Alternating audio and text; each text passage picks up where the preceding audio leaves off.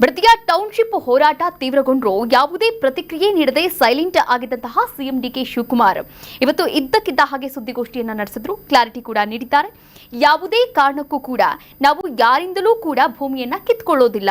ಯಾರಿಗೆ ಕೊಡಲು ಇಷ್ಟವಿದೆ ಅವರು ಕೊಡಬಹುದು, ಇಷ್ಟವಿಲ್ಲದೆ ಇರೋರು ಕೊಡದೇ ಇರಬಹುದು ಅಂತ ಸ್ಪಷ್ಟನೆಯನ್ನ ಕೂಡ ನೀಡಿದ್ದಾರೆ. ಅಲ್ಲದೆ ಯೋಜನೆಯನ್ನ ಕೈಬಿಡ್ತೀರಾ ಅಂತ ಪ್ರಶ್ನೆಯನ್ನ ಕೇಳಲಾಯಿತು.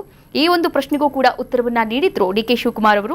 ಇದು ನನ್ನ ಕನಸಿನ ಯೋಜನೆ ಅಲ್ಲ, ಸರ್ಕಾರದ ಯೋಜನೆಯಾಗಿದೆ. ಯಾವುದೇ ಕಾರಣಕ್ಕೂ ಕೂಡ ಈ ಒಂದು ಯೋಜನೆಯನ್ನ ನಿಲ್ಲಿಸೋದಿಲ್ಲ ಅಂತ ಕೂಡ ಹೇಳಿದ್ದಾರೆ. ಇದರ ನಡುವೆ ಟೌನ್ಶಿಪ್ನ 2ನೇ ಹಂತದ ಅಧಿಸೂಚನೆ ಕೂಡ ಬಿಡುಗಡೆಯಾಗಿದೆ. ಒಟ್ಟಾರೆಯಾಗಿ 2556 ಎಕರೆ ಭೂ ಸ್ವಾಧೀನಕ್ಕೆ ಅಧಿಸೂಚನೆಯನ್ನ ಕೂಡ ಹೊರಡಿಸಿದೆ ಸರ್ಕಾರ. ಈ ಕುರಿತಂತೆ ಡಿಕೆ ಶಿವಕುಮಾರ್ ಅವರು ಏನ್ ಮಾತನಾಡಿದ್ದಾರೆ, ಹಾಗೆ ನಿಖಿಲ್ ಕುಮಾರಸ್ವಾಮಿ ಅವರು ಏನ್ ಮಾತನಾಡಿದ್ದಾರೆ ನೋಡ್ಕೊಂಡು ಬರೋಣ. ಬಿಡದಿಯಲ್ಲಿ ನಡೆದಂತ ಘಟನೆ ನನ್ನ ಮನಸ್ಸಿಗೆ ಬಹಳ ನೋವಾಗಿದೆ. ರಾಜಕೀಯವಾಗಿ ಪ್ರೇರಿತವಾಗಿ ನಡೀತಾ ಇರೋಂಥ ಒಂದು ಕುಮ್ಮಕ್ಕಿನಿಂದ ನಮ್ಮ ಅಧಿಕಾರಿಗಳಿಗೆ ಬೇಕಾದಷ್ಟು ತಂದೆಯಾದಂಥ ಪಾಪ ರೈತರನ್ನ ತಪ್ಪುದಾರಿಗಿಡಿಯುವಂತ ಒಂದು ವ್ಯವಸ್ಥೆ, ದೊಡ್ಡ ಸಂಚು ನಡೀತಾ ಇದೆ. ಎಲ್ಲರ ಮನಸ್ಸಿಗೆ ನೋವುಂಟು ಮಾಡೋದು ನನ್ನ ಅಭಿಲಾಷೆ ಆಗಲಿ, ನನಗಿಷ್ಟ ಇಲ್ಲ. ಇದು ಈ ಯೋಜನೆ ನನ್ನ ಕನಸಿನ ಪ್ರಾಜೆಕ್ಟ್ ಅಲ್ಲ. ಇದು ಯಾವತ್ತೂ ಕೂಡ ನಾನು ನನ್ನ ಕನಸಿನ ಯೋಜನೆ ಈ ಬಿಡದಿ ಟೌನ್ಶಿಪ್ ಅಂತ ನಾನು ಹೇಳೇ ಇಲ್ಲ.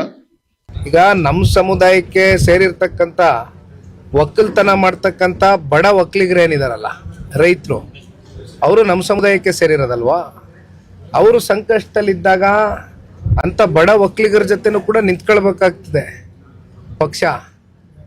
ಅವರ ಮುಖ್ಯಮಂತ್ರಿ ಕುರ್ಚಿಯಲ್ಲಿ ಹೋಗಿ ಕೂತಿದ್ದಾರೆ ಅಂದ ತಕ್ಷಣ ನಾವು ಸಹಿಸೋದಿಲ್ಲ ಅನ್ನೋದಕ್ಕೆ ಅಂಥ ಸಣ್ಣವರಲ್ಲ ದೇವೇಗೌಡರು ಸಾಹೇಬ್ರ ಮನೆತನ. ಅಂದರೆ ಬಡ ಒಕ್ಕಲಿಗರ ಒಂದು ಹೊಟ್ಟೆ ಮೇಲೆ ಹೊಡಿಬೇಕಾದ್ರೆ, ರೈತರು ಹೊಟ್ಟೆ ಮೇಲೆ ಹೊಡಿಬೇಕಾದ್ರೆ ಬಿಡದಿ ಟೌನ್ಶಿಪ್ ವಿಚಾರದಲ್ಲಿ ರೈತರು ತಕರಾರು ಎತ್ತಿದಾಗ ಇದನ್ನ ಯಾವ ರೀತಿ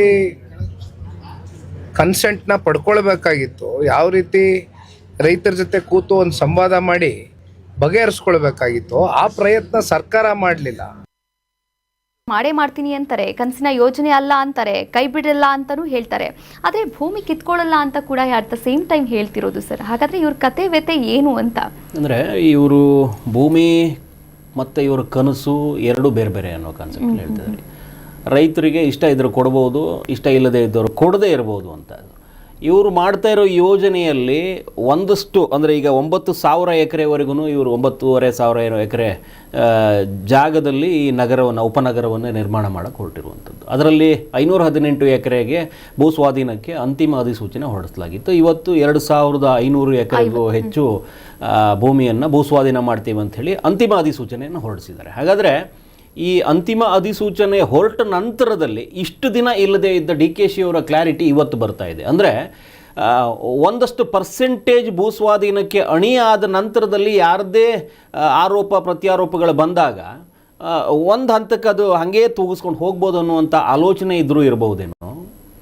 ಇದರಲ್ಲಿ JDS ಮತ್ತು ಕಾಂಗ್ರೆಸ್ ಅನ್ನೋ ಕಾನ್ಸೆಪ್ಟಲ್ಲೇ ಹೆಚ್ಚಾಗಿ ಪೈಪೋಟಿ ನಡೀತಾ ಇರೋದು. ರೈತರು ಇದರಲ್ಲಿ ಸ್ವಲ್ಪ ನಗಣ್ಯ ಆಗೇ ಕೂತ್ಕೊಂಡ್ರು. ಹಾಗೆ ರೈತರಿಗೆ ಅವರು ಮನ್ನಣೆ ಕೊಟ್ಟು ಕ್ಲಾರಿಟಿ ಕೊಡೋದಿದ್ದರೆ 480 ಚಿಲ್ಲರೆ ದಿನದಿಂದ ಹೋರಾಟದಲ್ಲಿದ್ದ ರೈತರುಗಳು ಇವ್ರಿಗೆ ಕಾಣಿಸ್ಲೇ ಇರಲಿಲ್ಲ.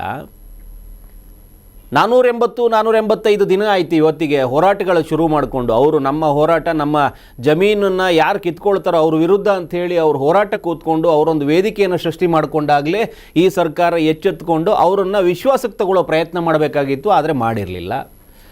ಮಾಡಿದರೂ ಕೂಡ ಅದು ಫಲಪ್ರದ ಆಗಿರಲಿಲ್ಲ. ಇವರು ಯಾವ ಕಾರಣಕ್ಕೂ ಒಪ್ಪುವಂಥ ರೈತರು ಆಗಿರಲಿಲ್ಲ. ಅಲ್ಲಿ ಆ ರೈತರು ವಿಶ್ವಾಸಕ್ಕೆ ಬರೋದಿಲ್ಲ ಅಂತ ಗೊತ್ತಾದ ಮೇಲೂ ಕೂಡ ಇವರಿಗೆ ಬೇಕಾಗಿರುವಂತಹ ಒಂದಷ್ಟು ರೈತರನ್ನು ಇವರು ವಿಶ್ವಾಸಕ್ಕೆ ತಗೊಂಡಂಗೆ ಮಾಡಿ 80% ರೈತರು ನಮ್ಮ ಜೊತೆಗಿದ್ದಾರೆ ಅಂಥೇಳಿ ಅಂತಿಮ ಅಧಿಸೂಚನೆಯನ್ನು ಹೊರಡಿಸ್ಕೊಂಡ ನಂತರದಲ್ಲಿ ಈಗ ಈ ನಾಟಕೀಯ ಬೆಳವಣಿಗೆಗಳಿಗೆ ಸಾಕ್ಷಿ ಆಗ್ತಾ ಇದ್ದೀವಿ. ಅಂದರೆ ಸುಮಾರು ಒಂದು ಅಂದಾಜಿನ ಪ್ರಕಾರ ಒಂದಷ್ಟು ಈ 2,500 ಮತ್ತು ಅಲ್ಲೊಂದು 500 ಎಕರೆ ಜಾಗ ಹಿಡ್ಕೊಂಡ್ರೆ ಒಂದು 3,000 ಚಿಲ್ಲರೆ ಜಾಗ ಮುಗೀತು. 3,000 ಜಾಗಕ್ಕೆ ಅಂತಿಮ ಅಧಿಸೂಚನೆಯನ್ನು ಹೊರಡಿಸಿದ್ದಾರೆ.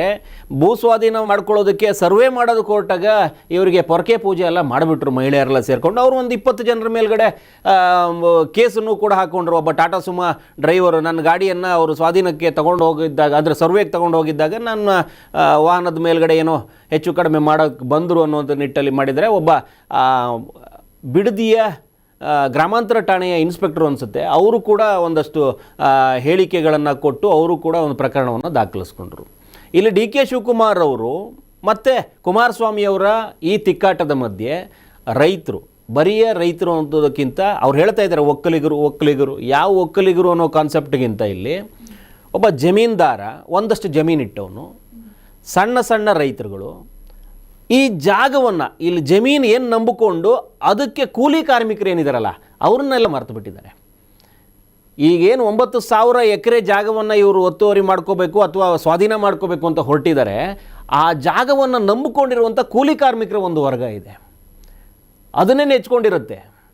ಅವರು ಕೂಡ ಒಕ್ಕಲು ಹೇಳಬೇಕಾಗುತ್ತೆ. ಬರೀ ರೈತರು ಮಾತ್ರ ಕಾನ್ಸೆಪ್ಟ್ ಅಲ್ಲ, ರೈತರ ಜೊತೆಗೆ ಕೂಲಿ ಮಾಡುವಂಥ ಒಂದು ವರ್ಗ ಇದೆ. ಅವರು ಕೂಡ ಈ ಜಮೀನು ಹೊರಟ್ರೆ ಉಪನಗರ ಕಡೆಗೆ ರೈತರ ಜೊತೆಗೆ ಅವರು ಕೂಡ ಒಕ್ಕಲು ಹೇಳಬೇಕಾಗತ್ತೆ. ಹಾಗಾಗಿ ಇದು ಸಾವಿರಾರು ಜನರ ಭವಿಷ್ಯದ ಪ್ರಶ್ನೆ, ಅವರ ಅಸ್ತಿತ್ವದ ಪ್ರಶ್ನೆ. ನಾವು ಅಲ್ಲೇ ಉಳ್ಕೊಂಡು ಏನು ಕೆಲಸ ಮಾಡ್ಕೊಂಡಿದ್ವಿ, ಜೀವನ ಕಟ್ಕೊಂಡಿದ್ವಿ, ನಮ್ಮ ಜೀವನಕ್ಕೆ ಇವರೆಲ್ಲ ಕಲ್ಲಿಡ್ತಾ ಇದ್ದಾರೆ ಅನ್ನುವಂಥದ್ದು. ಆ ಕಲ್ಲಲ್ಲಿ ಇವರು ಸಮಾಧಿನೇ ಕಟ್ಟಿಬಿಡ್ತಾರೆ. ಈಗ ಹಾಗೆ ಬಿಟ್ಟುಬಿಟ್ಟಿದ್ರೆ ಸಮಾಧಿನೇ ಕಟ್ಟಿಬಿಟ್ಟಿರೋರೇನೋ. ಆದರೆ ಇವತ್ತು ಡಿ ಕೆ ಶಿವಕುಮಾರ್ ಹೇಳ್ತಾ ಇರೋದು ಸ್ಪಷ್ಟವಾಗಿದೆ, ನೀವು ಕೊಡಿ ಬಿಡಿ, ನನ್ನ ಕನಸಿನ ಯೋಜನೆ ಅಲ್ಲ, ಸರ್ಕಾರ ಇದನ್ನು ಮಾಡೇ ತೀರುತ್ತೆ ಅನ್ನೋ ಕಾನ್ಸೆಪ್ಟಲ್ಲಿ ಹೇಳ್ತಾ ಇದ್ದಾರೆ. ಅಷ್ಟು ಸಲೀಸಲ್ಲ ಅಂತ ಅಂದ್ಕೊಳ್ತೀನಿ.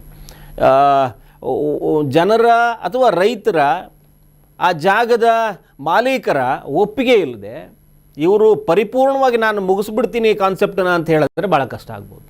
ಇದೇನಾಗಿದೆ, ವೈಯಕ್ತಿಕ ಈರ್ಷೆಗೋಸ್ಕರ, ವೈಯಕ್ತಿಕ ತಿಕ್ಕಾಟಕ್ಕೋಸ್ಕರ ಇದನ್ನು ಮುಂದುವರಿಸ್ತಾ ಇದ್ದಾರೆ ವಿನಃ ಇಲ್ಲಂತಂದರೆ ಇದಕ್ಕೆ ಸ್ಥಳಾಂತರ ಮಾಡುವಂಥ ಅವಕಾಶಗಳು ಈಗಲೂ ಇದ್ದು ಪ್ರಯತ್ನ ಮಾಡ್ತಾ ಇಲ್ಲ. ಯಾಕಂತಂದರೆ ಇವತ್ತು ರೈತರ ಹೋರಾಟದ ಹಿಂದೆ ನಿಂತಿರುವಂಥ JDS ಅನ್ನೋ ಕಾನ್ಸೆಪ್ಟ್ ಏನಿದೆಯಲ್ಲ, ಅದು ಈ ಕಾಂಗ್ರೆಸ್ ಅನ್ನುವರಿಗೆ ಸ್ವಲ್ಪ ಹಿನ್ನಡೆ ಆಗುತ್ತೇನೋ ಅನ್ನುವಂಥ ಭಯ ಅಷ್ಟೇ. ಎಲ್ಲಿ ನಾವೀಗ ಈ ವಾಪಸ್ ತೊಗೊಂಡ್ಬಿಟ್ರೆ ಇದು JDS ತನ್ನ ಗೆಲುವು ಅಂಥೇಳಿ ಲಾಭ ತಗೊಳುತ್ತೆ, ಚುನಾವಣಾ ಸಂದರ್ಭದಲ್ಲಿ ಅದನ್ನೇ ಹೇಳಿ ಒಂದಷ್ಟು ಮತ ಬ್ಯಾಂಕ್ ಮಾಡ್ಕೊಂಡ್ಬಿಡುತ್ತೆ, ವೋಟ್ ಬ್ಯಾಂಕ್ ಮಾಡುತ್ತಲ್ಲ, ಆ ಕಾನ್ಸೆಪ್ಟಿಗೆ JDS ಹೊರಟು ಬಿಡುತ್ತೆ ಅನ್ನುವಂಥ ಭಯದಲ್ಲಿ ಕಾಂಗ್ರೆಸ್ಸಿಗರಿದ್ದಂಗೆ ಇದ್ದಾರೆ. ಅದೇ ನೇರಳಲ್ಲಿ JDS ಅದರ ಲಾಭ ಎತ್ತುತ್ತಾ ಇದೆಯಾ ಗೊತ್ತಿಲ್ಲ. ಆದರೆ JDS ಅಲ್ಲಿ ಬಂದ ನಂತರದಲ್ಲಿ ಒಂದಷ್ಟು ಲಾಭ ಅಂತೂ ರೈತರಿಗಾದಂಗಿದೆ. ಇಲ್ಲದೇ ಇದ್ದರೆ ರೈತರ ಹೋರಾಟಕ್ಕೆ ಇವತ್ತಿಗೂ ಬೆಲೆ ಇರಲಿಲ್ಲ. ಅಲ್ಲಿ ತಕ್ಷಣಕ್ಕೆ ಕುಮಾರಸ್ವಾಮಿನೋ ಯಾರೋ ಒಂದಷ್ಟು ದೇವೇಗೌಡರು ಹೇಳಿದ್ರು, ಇದನ್ನು ನೀವೇನಾದರೂ ವಾಪಸ್ ತಗೊಂಡಿಲ್ಲ ಅಂತಂದರೆ ಗಾಂಧಿ ಪ್ರತಿಮೆಯ ಮುಂದೆ ಬಂದು ನಾನು ನಿಂತು ಹೋರಾಟಕ್ಕೆ ಸಿದ್ಧವಾಗ್ತಾ ಇದ್ದೀನಿ ಅಂತ ಹೇಳಿದ್ರು. ಅಂದರೆ ಈ ಭಯದ ವಾತಾವರಣದಲ್ಲಿ ಇವತ್ತು ಒಂದು ಮುನ್ನೆಲೆಗೆ ಬಂದು ಒಂದು ಕ್ಲಾರಿಟಿ ಕೊಡೋ ಹಂತಕ್ಕೆ ಬಂದಿದೆ. ದೇವೇಗೌಡರ ಪತ್ರ ವರ್ಕೌಟ್ ಆದಂಗಿದೆ. ಎಲ್ಲಿ JDS ಮತ್ತು ಕಾಂಗ್ರೆಸ್ಸಿನ ತಿಕ್ಕಾಟದ ಮಧ್ಯೆ ರೈತರು ನಗಣ್ಯವಾಗಿ ಸೈಡ್ಗೆ ಹೋಗ್ಬಿಡ್ತಾರೆ ಅನ್ನುವಂಥ ಒಂದು ಭಯದ ವಾತಾವರಣ ಇತ್ತು, ಅದು ಹಾಗೆ ಆಗೋದಿಲ್ಲ ಅನ್ನೋದಕ್ಕೆ ಒಂದು ಮುನ್ಸೂಚನೆ ಸಿಕ್ಕಿದಂಗೆ ಆಯ್ತು. ಇವತ್ತು ಎಲ್ಲೋ ಕಾಂಗ್ರೆಸ್ಸಿಗರು ಮತ್ತು JDS ಏನು ಕಾರ್ಯಕರ್ತರು ಮುಖಂಡರು ಹೋರಾಟ ಮಾಡ್ಕೊಂಡಿದ್ರು, ಅಂದರೆ ಅದೇ ತಿಕ್ಕಾಟಕ್ಕೆ ನಾನು ಲಾಭ ಎತ್ತೋಣ ಅನ್ನೋ ಕಾನ್ಸೆಪ್ಟಲ್ಲಿ ಏನಾದರೂ ಇದ್ದಿದ್ದರೆ ಅದಕ್ಕಿಂತ ಹೆಚ್ಚಾಗಿ ಈಗ ರೈತರಿಗೆ ಒಂದು ನ್ಯಾಯದ ಕಣ್ಣು ತೆರೆದಂಗಿದೆ. ಈಗ ಪರಿಪೂರ್ಣವಾಗಿ ರೈತರ ಜಮೀನನ್ನು ನಾವು ಕಿತ್ಕೊಳ್ತೀವಿ ಅಥವಾ ಮಾಡ್ತೀವಿ ಅನ್ನೋ ಕಾನ್ಸೆಪ್ಟಲ್ಲಿ ಹೋದರೆ ಏನಾಗ್ಬೋದು, ಅದರ ಕ್ರಿಯೆ ಅನ್ನುವಂಥದ್ದು ಗೊತ್ತಿದೆ ಕಾಂಗ್ರೆಸ್ಸಿಗರಿಗೆ. ಪೂರ್ತಿ ಪ್ರಮಾಣದಲ್ಲಿ ಈಗಲೇ ಬಿಡ್ತೀವಿ ಅದನ್ನು ಅಂತ ಹೇಳಿದ್ರೆ JDS ಅದನ್ನು ಲಾಭ ಎತ್ಕೊಳ್ಳುತ್ತೆ ಅನ್ನುವಂಥ ಭಯನೂ ಇದೆ. JDSಗೂ ಕೂಡ ಏಕಾಏಕಿ ಇವ್ರ ಮೇಲ್ಗಡೆ ಎಗರು ನಿಂತ್ಕೊಳ್ಳೋಕ್ಕಾಗ್ತಾ ಇಲ್ಲ. ಈ JDS ಕಾಂಗ್ರೆಸ್ ಕಿತ್ತಾಟದ ಮಧ್ಯೆ ಇದು ಇನ್ನು ಎಲ್ಲಿಯವರೆಗೆ ತಗೊಂಡು ಹೋಗ್ತಾರೆ ಅಂತ ಗೊತ್ತಿಲ್ಲ. ಆದರೆ ಇವರು ಅಂತಿಮ ಅಧಿಸೂಚನೆ ಮೇಲೆ ಅಂತಿಮ ಅಧಿಸೂಚನೆಯನ್ನು ಹೊರಡಿಸ್ತಾ ಇರೋದು ನೋಡಿದ್ರೆ, ಇವರೇನು ಯೋಜನೆಗೆ ಹಾಕ್ಕೊಂಡಿದ್ದಾರೆ ಜಮೀನುಗಳನ್ನು, ಅಷ್ಟೂ ಜಮೀನಿಗೆ ಅಂತಿಮ ಅಧಿಸೂಚನೆಯನ್ನು ಹೊರಡಿಸಿ ಕಾನೂನಿನ ಮೂಲಕ ಒಂದು ಪ್ರಯೋಗ ಮಾಡುವಂಥ ಪ್ರಯತ್ನವನ್ನು ಮಾಡ್ಬೋದು. ಸರ್ಕಾರ ರೈತರ ವಿರುದ್ಧವಾಗಿ ಭೂಸ್ವಾಧೀನ ಮಾಡ್ತೀವಿ ಅಂಥೇಳಿ ಕೋರ್ಟ್ ಮೆಟ್ಟಿಲು ಏರಿದಂಥ ರೈತರನ್ನು ಎದುರಿಸ್ಕೊಂಡು ಕೋರ್ಟ್ ಮೂಲಕವೇ ಇದನ್ನು ಪರಿಹರಿಸ್ಕೊಂಡು ಬಂದು ಅಲ್ಲೊಂದೇನೋ ಒಂದು ಸಾಮ್ರಾಜ್ಯ ಕಟ್ಟುವಂಥ ಪ್ರಯತ್ನವನ್ನು ಮುಂದಿನ ದಿನಗಳಲ್ಲಿ ನೋಡೋ ಸಾಧ್ಯತೆ ಇರುತ್ತೆ. Yes, Karnataka news beat follow ಮಾಡಿ, ಸಬ್ಸ್ಕ್ರೈಬ್ ಮಾಡಿ.